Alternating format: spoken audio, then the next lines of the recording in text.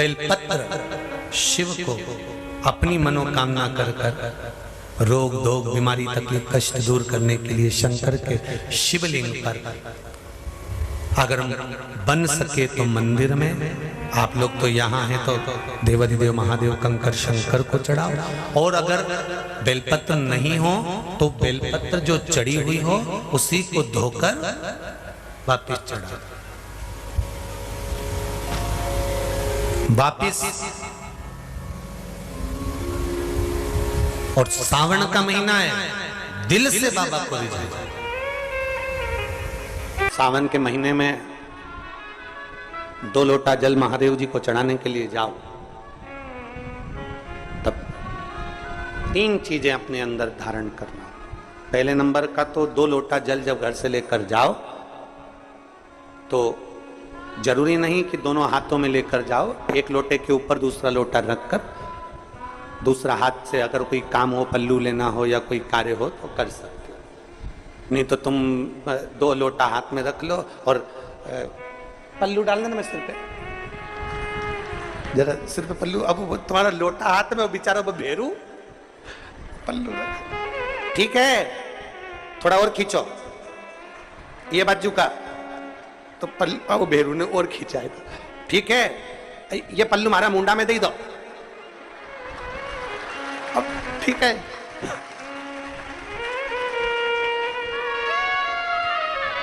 और थोड़ी दूर चली और याद आ गया, ओ बाप, इतने में भेरू ने कहा क्या हो गया, क्या हुआ? वो हमारे फूल माला की पन्नी तो ही रह गई, जरा उठाओ, उठाओ जरा,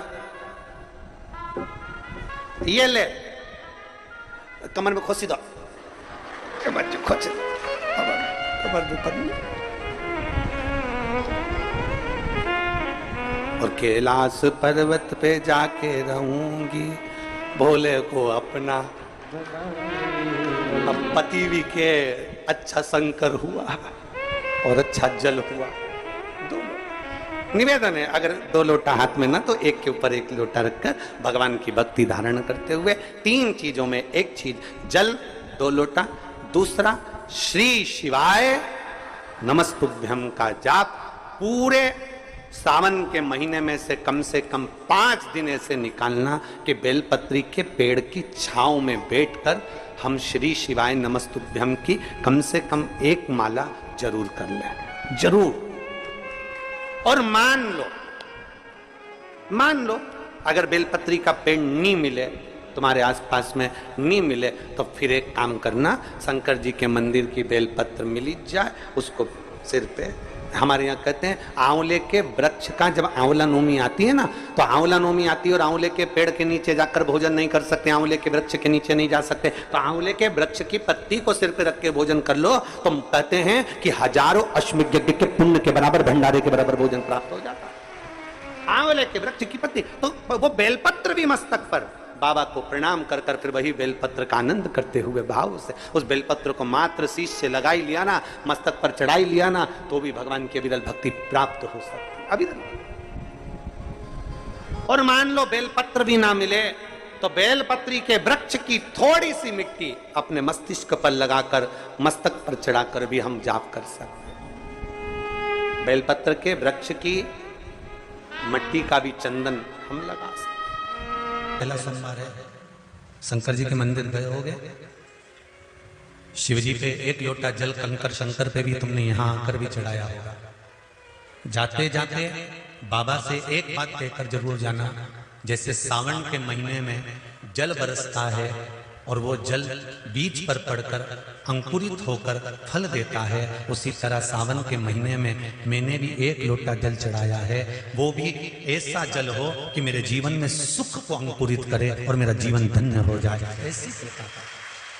ऐसी दया करना। हम तेरे धाम में, हम तेरी चौखट पर कथा सुनने के लिए आए, तेरे दरबार, तेरी चौखट, तू कृपा करेगा तब सुख मिलेगा।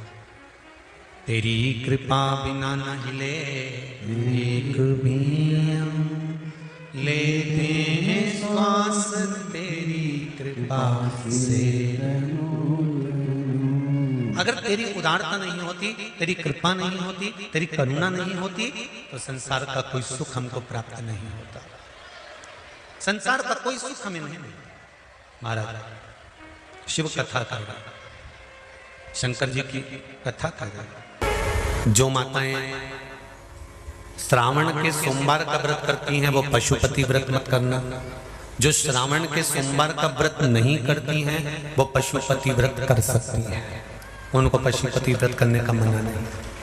पर यदि श्रावण का व्रत आप पहले से करते आ रहे हो, श्रावण महीने का व्रत करते आ रहे हो, या श्रावण के महीने में तुम सोमवार करते आ रहे हो, तो फिर पशुपति व्रत ना करते हुए इसको 1 महीना, भले 2 हुए हो, 3 हुए हो, 4 हुए हो, रोक दो। फिर अगला जब श्रावण पूर्ण हो जाए फिर जो सोमवार आए फिर चालू कर दो।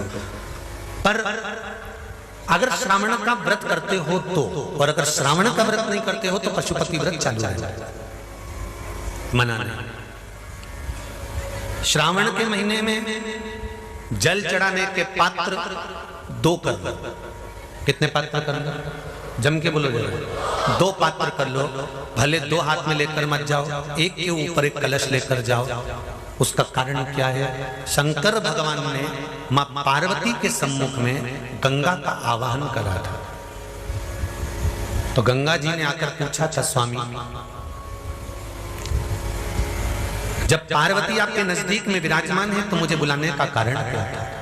भगवान शंकर कहते हैं, श्रावण का महीना प्रारंभ हो रहा है, जब मेरे ऊपर सृष्टि का भार आएगा तो मुझे गंगा और पार्वती दोनों की जरूरत पड़ेगी।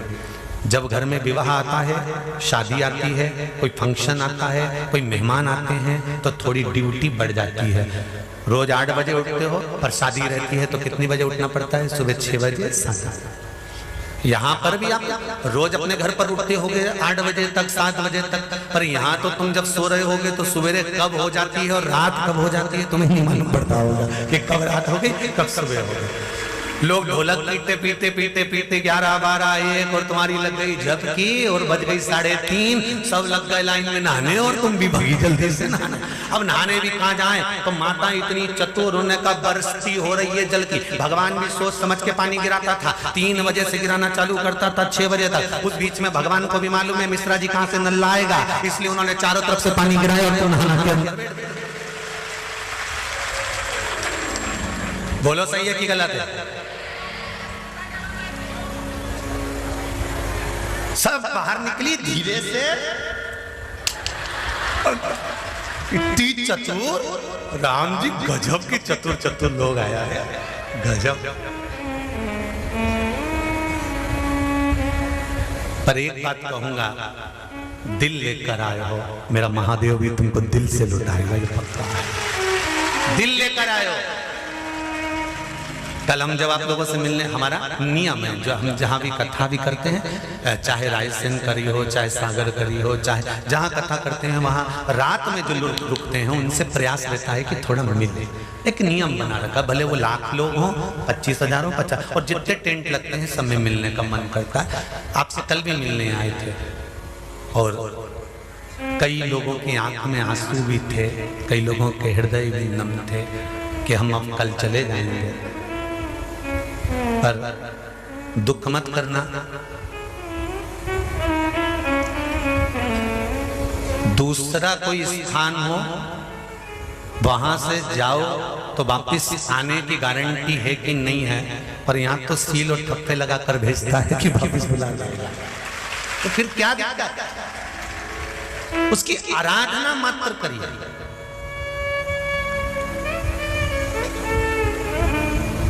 खूब धनपति भी बैठे हैं, खूब, आप लोगों में कोई कमी नहीं है। किसी की यहाँ जमीन है तो किसी की गाड़ी है, तो किसी का बंगला है, किसी की सत्ता है, किसी का आनंद है, बहुत बैठे हैं। पर आप लोगों ने 7 दिन जो कथा, एक ये पटिया लगा हुआ है, तख्ता लगा हुआ है, और उस पर आराम से सोकर 7 दिन कथा का रस स्वादन जो करा है वो जिंदगी भर नहीं भूल पाओगे। बाबा इतना देगा कि आप लोग उसकी कृपा ही बरसती है।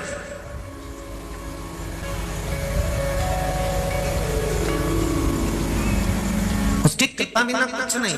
तेरी कृपा बिना न हिले एक भी अणु, लेते श्वास तेरी कृपा से तनो तनो। बाबा की कृपा होती है तो आना होता है।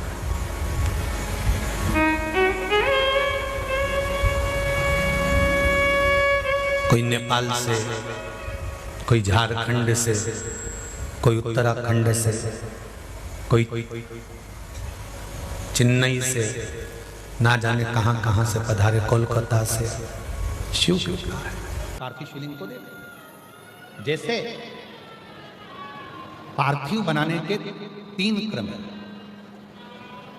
पार्थिव बनाने के 3 क्रम है। पार्थिव शिवलिंग का जो निर्माण करा जाता है उसके 3 क्रम है। रोग की मुक्ति के लिए अगर पार्थिव बनाया जाता है तो उस मिट्टी में थोड़ा सा जल और थोड़ी सी दुर्वा का पानी उस मिट्टी के अंदर डाला जाता है।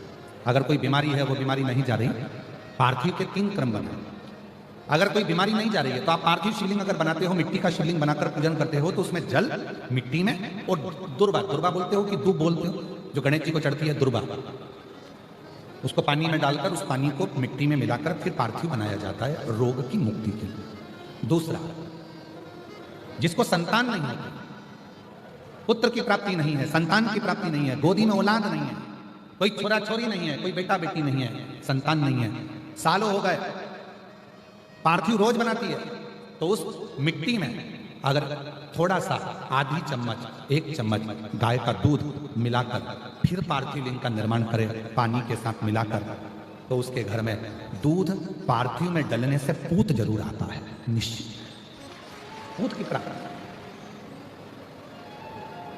पार्थिव में मिट्टी के अंदर अगर आधी चम्मच भी गाय का दूध डाला, पानी डाला और पार्थिव शिवलिंग का निर्माण करा, जिसकी औलाद नहीं है, तो वो पार्थिव अगर बना रहा है, पार्थिव का निर्माण कर रहा है, उसका नियम है कि हर प्रदोष को, सोमवार को या सोमवार की अष्टमी को या कभी ना कभी उसका मन करता है तो पार्थिव लिंग का निर्माण करता है। अगर पूत नहीं है तो दूध का प्रयोग करे। तो दूध अगर पार्थिव में मिट्टी में डाला जाए, आधी चम्मच, 1 चम्मच और पानी के साथ मिलाकर जब पार्थिव शिवलिंग का पूजन करते हैं, उसको बनाकर पार्थिव बनाने के बाद जब उसका पूजन करते हैं, तो वो दूध हमारे घर में पूत जरूर देता है। पहले नंबर पर है दुर्वा का जल, रोग निवारण के लिए हो जाता है। पार्थिव में दूसरा वर्णन आया है दूध का डालना, वो संतान देता है। तीसरे नंबर पर पार्थिव अगर निर्माण कर रहे हो, कोई लक्ष्य है, मेरा यह काम है वो पूरा नहीं हो रहा, बहुत दिन से अटक रहा, बाबा पूरा करना, तो पार्थिव में चंदन घिस के, चंदन को घिसकर उसका थोड़ा सा भाग पानी मिट्टी में डालकर फिर पार्थिव का निर्माण करा जाता है, पूजन करी जाती है। तो जो तुम्हारा लक्ष्य है उस लक्ष्य तक बाबा तुम्हें पहुंचाकर ही रहेगा।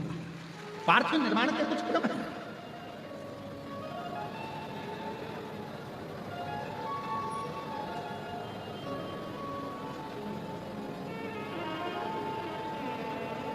पार्थिव कैसे बनाया जाता है, किस कार्य के लिए बनाया जाता है?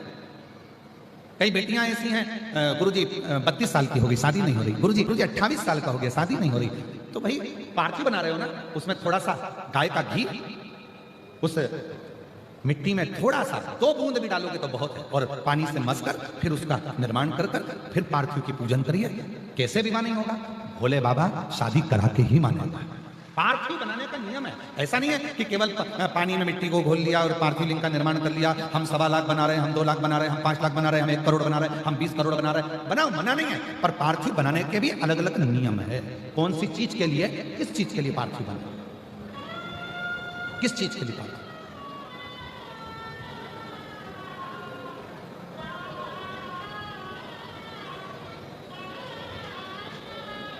और मैंने तेरे ही भरोसे बाबा, तेरे ही भरोसे हवा विच उड़ती जावांगी बाबा, तोर हथो छड़ी नाल कटी जावांगी। भोले मैं तेरी कदम, शंभो मैं तेरी कदम, हवा विच उड़ती जावांगी बाबा डोर हतो छड़ी हटी भोले मैं तेरी पतन शंभू मैं तेरी। पार्थिव का निर्माण किया, अलग अलग क्रम है पार्थिव के। उस पार्थिव को बनाना कैसे है, निर्माण कैसे अगर बन सका तो एक बार यदि हमारे स्मरण में रहा और याद रहा तो एक कथा पार्थिव निर्माण पर ही करें कि पार्थिव का निर्माण किस किस वस्तु से, किस किस चीज से हो सके और किस किस कामना से हो सके।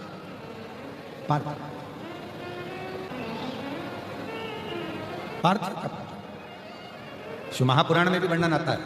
सफेद मिट्टी, लाल मिट्टी, पीली मिट्टी, काली मिट्टी, 4 तरह की अलग अलग मिट्टियों से पार्थिव लिंग का निर्माण होता है। शिव महापुराण में भी वर्णन आता है कि पार्थिव लिंग का निर्माण जब किया जाता है तो इस अपने हाथ को थाली में रखकर देख लो। जब हाथ को थाली में रखकर देखोगे, इससे बड़ा शिवलिंग का निर्माण नहीं करना चाहिए। इससे जितना छोटा शिवलिंग बनाओगे उतना सुख है। अब कई लोग दिखावे में इतना बड़ा शिवलिंग बना लिया, इतना बड़ा पार्थिव शिवलिंग बना लिया, हमने इतना बड़ा शिवलिंग बनाया है, हमने इतना बड़ा शिवलिंग बनाया है। नहीं, अपनी हथेली को, अपने हाथ को थाली में रखो, अंगूठे को उठाओ, बस। इससे बड़ा शिवलिंग घर में नहीं बना, इससे बड़े शिवलिंग का निर्माण नहीं कर, बस छोटा, इससे छोटा, इससे छोटा, बड़ा। इतना बड़ा भी बनाओगे तो चल जाएगा, पर इससे छोटा बड़ा। पार्थिव पूजन अब कई लोग क्यों बना देते हैं, बड़ा शिवलिंग बनाएंगे, पूजन में आनंद आएगा, इतने सारे लोग बैठे हैं, हम भगवान शंकर का, हम उज्जैनी महाकाल बनाएंगे, हम विश्वनाथ बनाएंगे, हम वैद्यनाथ बनाएंगे, हम त्र्यंबकनाथ बनाएंगे, हम दृष्णेश्वर बनाएंगे शिवलिंग पर। फिर वो निर्माण कर रहे हैं, फिर उसमें अलग स्वरूप दे रहे हैं, फिर अलग स्वरूप का निर्माण कर रहे हैं। शिव महापुराण की कथा कहती है कि लोग कहते हैं कि पार्थिव शिवलिंग में या शिवलिंग में केवल हम भगवान शंकर की आराधना कर रहे हैं, भगवान शंकर की साधना कर रहे हैं। नहीं नहीं, स्कंद पुराण, लिंग पुराण, नर्मदा पुराण, शिव महापुराण, आप गीता प्रेस गोरखपुर की लेकर आओ, उसको पढ़िए। उसमें आपको अध्ययन करने पर मिलेगा कि जब हम पार्थिव शिवलिंग का निर्माण करते हैं, जब हम पार्थिव शिवलिंग को बनाते हैं, या हमारे घर में जो भी शिवलिंग है, पत्थर का हो, पाषाण का हो, पारद का हो, स्फटिक का हो, सोने का हो, चांदी का हो, पीतल का हो, लोहे का हो, लकड़ी का हो, जिसका भी शिवलिंग तुम्हारे घर में, चीनी का हो, जो भी शिवलिंग है, तो ये केवल शंकर अकेले नहीं है महाराज, ये शिवलिंग शिव है। इसी में ब्रह्मा, इसी में विष्णु, इसी में महेश। ये जलाधारी मां पार्वती जी, सीधे हाथ पर गणेश, उल्टे हाथ पर कार्तिक है, बीच में अशोक सुंदरी। इस शिवलिंग के ऊपर जो बूंद बूंद जल टपक रहा है जलाधारी से, वो शिव जी की 5 लड़कियां, जया, विषहरा, शामली बारी, दौतली, देव। शंकर जी की 6ठी लड़की अशोक सुंदरी है। जहां शिवलिंग का पानी जितना मोटा जलाधारी होती है और पानी जो नीचे गिरता है, उतनी जगह 64 योगनियां, देवी जी की 64 योगनियां यही विराजती हैं। पानी निकलकर थाली में गया, पात्र में गया, चाहे बाहर गया, जितनी दूर तक वो पानी बहता है, उतनी दूर तक 33 कोटि देवता वहां पर विराजमान होते हैं। भगवान शंकर का जो शिवलिंग है, उस शिवलिंग के सबसे ऊपर का जो भाग है वो अष्टसिद्धि, शिवलिंग के मध्य का जो भाग है नवनिधि। भगवान शंकर के शिवलिंग के पूरे स्वरूप में, शंकर भगवान के पूरी जलाधारी में, शंकर भगवान के पूरे स्वरूप में शंकर। इसीलिए हमारे सनातन धर्म में शंकर भगवान की जैसे ऊपर मूर्ति दिख रही तुमको, सबसे ऊपर देखो, जैसे शंकर जी की मूर्ति दिख रही है, समाधि में लीन है, नेत्र बंद है, भगवान शंकर की जटा है, हाथ है, छाती है, वक्षस्थल है, जंगा है। हमारे सनातन धर्म में उस मूर्ति से ज्यादा, उसके नीचे जो शिवलिंग दिख रहा है तुम्हें काला कलर का, हमारे सनातन धर्म में मूर्ति से ज्यादा शिवलिंग की पूजन है। क्यों है? क्योंकि इस केवल अगर मूर्ति होती तो उसमें केवल शिव होते, और अगर शंकर का शिवलिंग है तो इसमें 33 कोटि देवता, अष्टसिद्धि, नवनिधि, 64 योगिनी, 33 कोटि देवता, जगत जननी जगदम्बा, गणेश, कार्तिकेय, अशोक सुंदरी, जया, विषहरा, शामली बारी, दौतली, देव, ये सबके सब एक ही शिवलिंग में है। इसलिए हमारे सनातन में शिवलिंग की मूलता है। इसलिए हमारे सनातन में शंकर भगवान के शिवलिंग की प्रधानता, हमारे सनातन धर्म में शिवलिंग की प्रधानता मानी गई है कि इसलिए भगवान, अगर हम तो यहां तक कहते हैं, जिन बेटा बेटी को अगर कोई सफलता नहीं मिल रही है, मेहनत को 4 गुना करो, परिश्रम 4 गुना करो, इधर उधर भटकना छोड़ो और मेहनत अपना कर्म, अपनी मेहनत, अपना परिश्रम बढ़ाओ और रोज शंकर भगवान के मंदिर में जाकर जब जल चढ़ाओ तो अपनी हथेली को शिवलिंग से थोड़ा सा लगाने का प्रयास करो। अष्ट सिद्धि नवनिधि तुम्हारे घर में आना प्रारंभ हो जाती है। अष्ट सिद्धि हम क्यों कहते हैं जल चढ़ाने जाओ, जल चढ़ाकर वापिस आओ तो थोड़ा सा जल घर लेकर आओ, दरवाजे पर छीटो। क्यों कहते हैं? क्योंकि शंकर भगवान के शिवलिंग में अष्ट सिद्धि नवनिधि 64 योगिनी देवी देवता माता गणेश रिद्धि सिद्धि अमोद प्रमोद शुभ लाभ सब उस शिवलिंग के अंतर्गत है। जल चढ़ाते हैं, उसका भाग थोड़ा सा लाकर अपने घर में जब प्रोक्षण करते हैं तब अपने आप सारे कार्य सफल होना प्रारंभ हो जाते हैं। उस शिवलिंग में उस शिवलिंग में 365 दिन पार्थिव शिवलिंग का निर्माण करोगे, सावन महीने में पार्थिव शिवलिंग का निर्माण करोगे, पर जितनी बार भी आप पार्थिव शिवलिंग का निर्माण करोगे तो सूर्य अस्त होने से पहले पार्थिव शिवलिंग का विसर्जन आपको करना पड़ेगा। पर 12 महीने शिवरात्रि आती है। शिवरात्रि के समय पर, शिवरात्रि के दिन हम दिन में नहीं, रात में 1 पहर, 2 पहर, 3 पहर, 4 पहर में जितना मन बन जाए कि 1 पहर पूजन करूंगी मैं, 2 पहर करूंगी। कल अपन ने कितनी पहर की पूजन करी? जम के बोलो जरा। 1 पहर की पूजन करी। शिव महापुराण की कथा कहती है शिवरात्रि की जो पूजन होती है, इसका मतलब क्या है? शिवरात्रि, इसको ये नहीं लिखा गया शिव डे, शिव दिन। इसको क्या कहा गया है? जम के बोलो जरा। शिवरात्रि। शिव महापुराण की विद्येश्वर संहिता में कुमार खंड के अंतर्गत स्कंद पुराण में जो वर्णन आता है कि 12 महीने शिवरात्रि आती है। जो रोज पूजन करने वाले हैं, रोज पार्थिव शिवलिंग का निर्माण करने वाले हैं, रोज सावन के महीने में शिवलिंग का निर्माण करते हैं, हजारों शिवलिंग बनाते हैं। तुम लाखों शिवलिंग का निर्माण कर लो, पर सावन के महीने में या 365 दिन शिवलिंग बनाओगे तो वो शिवलिंग तुम्हें सूर्य अस्त के पहले विसर्जन करना पड़ेगा। पर शिवरात्रि के दिन जो तुम शिवलिंग का पूजन कर रहे हो वो रात्रि में अगर करते हो तो 1 पहर का करते हो तो 1 पहर की पूजन करने के बाद विसर्जन कर दो। 2 पहर का करते हो तो 2 पहर की पूजन करने के बाद विसर्जन कर दो। 3 पहर का करते हो, 4 पहर का करते हो तो 4 पहर का करने के बाद विसर्जन कर दो। 4 पहर का करते हो तो 4 पहर का करने के बाद विसर्जन कर दो। उसकी महत्वता है शिवरात्रि। उसकी महत्वता शिवरात्रि। कई लोगों के मन में संशय जाग जाता है कि गुरुजी सूर्य अस्त के बाद क्या हम शिवलिंग की पूजन कर सकते हैं, क्या विसर्जन कर सकते हैं? तो पहले तो अच्छे से समझ लो कि तुम सावन महीने की शिवरात्रि की पूजन कर रहे हो। रात्रि लगी हुई है उसमें कि रात्रि को ही होगी और रात्रि को ही विसर्जन होगा।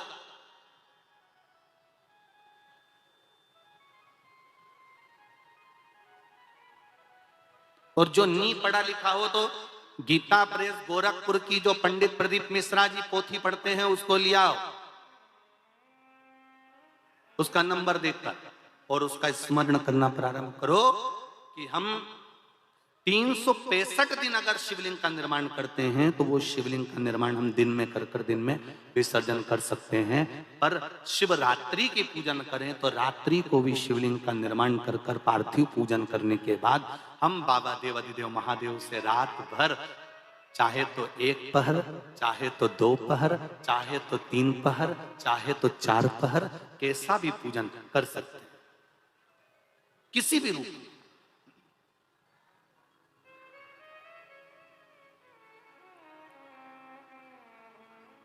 पर कई बार हमारे जीवन में संशय उत्पन्न हो जाता है। और एक बात अपनी जिंदगी में उतार कर रखना, अगर पार्थिव शिवलिंग का पूजन रात्रि को आपने करा है तो पार्थिव शिवलिंग का पूजन हमने भी यहां पर बैठ कर किया है, दिल के साथ, हृदय के साथ। डॉक्टर दवाई देता है तो पेशेंट को देता है, एक दवाई काम नहीं कर सकती तो दूसरी देता है, दूसरी काम नहीं कर सकती तो तीसरी देता है। सारा एक्सपेरिमेंट वो पेशेंट पर करता है, डॉक्टर उस दवाई को खाकर नहीं देखता। पर हमारा नियम है हम जितनी बात आप लोगों को शिव महापुराण के माध्यम से बताते हैं, पहले उसको खुद अमल करते हैं, साथ बैठते हैं, फिर आपके साथ में बैठकर उस शिव महापुराण के अभिषेक को कराते हैं।